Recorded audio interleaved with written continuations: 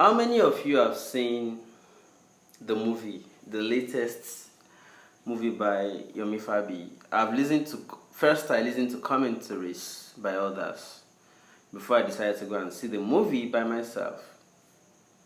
So this evening, in fact, I just saw the movie less than an hour ago, and I have the following comments to pass.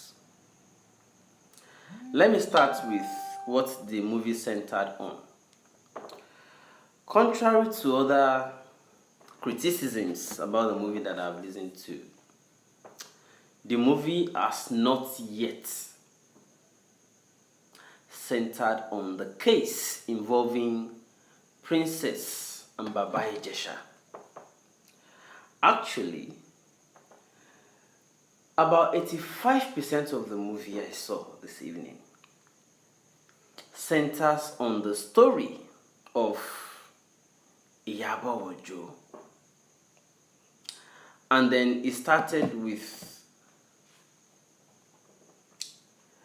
how she grew up, what her initial dream was as a young child or young chap, what she wanted to be in future. And then the teacher was making efforts to correct her, to say, no, you don't have to dream about becoming a prostitute. Whether this was a fiction by Yomi Fabiyi on the life story of Iyabo or a true story, that one, flesh and blood, has not revealed to me. But I can guarantee you that if that was the true story of Iyabo, because about 85% of that story centers on Iyabo, apparently the movie will have part 2. And the part 2 of that movie is about to now feature fully Fabiyi Jesha and Princess's episode. But what we have seen so far is the story of Iyabo. And I can guarantee that thing is making noise, auntie. That thing is making noise. I can guarantee you that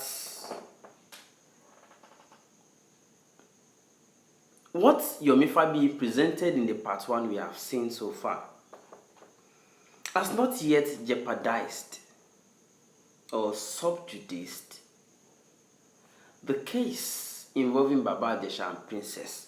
It hasn't as yet. Maybe in part 2, which I do not think Yomi Fabiyi should release as yet, and I do not think he will, because I don't see Yomi Fabiyi as somebody who does not reason well. The only thing that is frontal in what I have seen is the confrontational use of the direct names, like mentioning Iyabo, showing how desperate she was to become a star, even though, according to when she was doing her Akosejai, it was not her way. But she wanted it at all costs. That was what the movie portrayed. But I also think that there must also be, beyond that, a personal vendetta by Yomi Fabiyi that he wanted to get at Iyabo. And the reason I say that is Yomi Fabiyi depicted in the plot his own personal encounter with Iyabo on a movie set, and Iyabo was rude to Yomi Fabiyi. So Yomi Fabiyi decided to investigate or probe into Iyabo's past. And then he came up with this movie to show that Iyabo had a difficult upbringing or traumatized antecedent or past, which is now hunting into her present and therefore shaping her misbehaviors. Or nǹkan tí fẹ́ sọ ni pé fún àwọn èèyàn tí wọ́n bá understand òyìnbó yẹn rẹpẹtẹ bẹ́ẹ̀ yẹn ni pé Yomi Fabiyi ń try láti sọ nínú movie yẹn yìí pé make I use pidgin so that everybody go get am. Iyabo Ojo, the way she grew up, say she be product of difficulty mixing. Yeah, she be product of domestic violence from her, and she too don't want grow up as she don't dream say she won't become prostitute. So those things can't turn Iyabo Ojo to person wey dey saucy. She dey saucy. She can't dey rude to anybody and anything.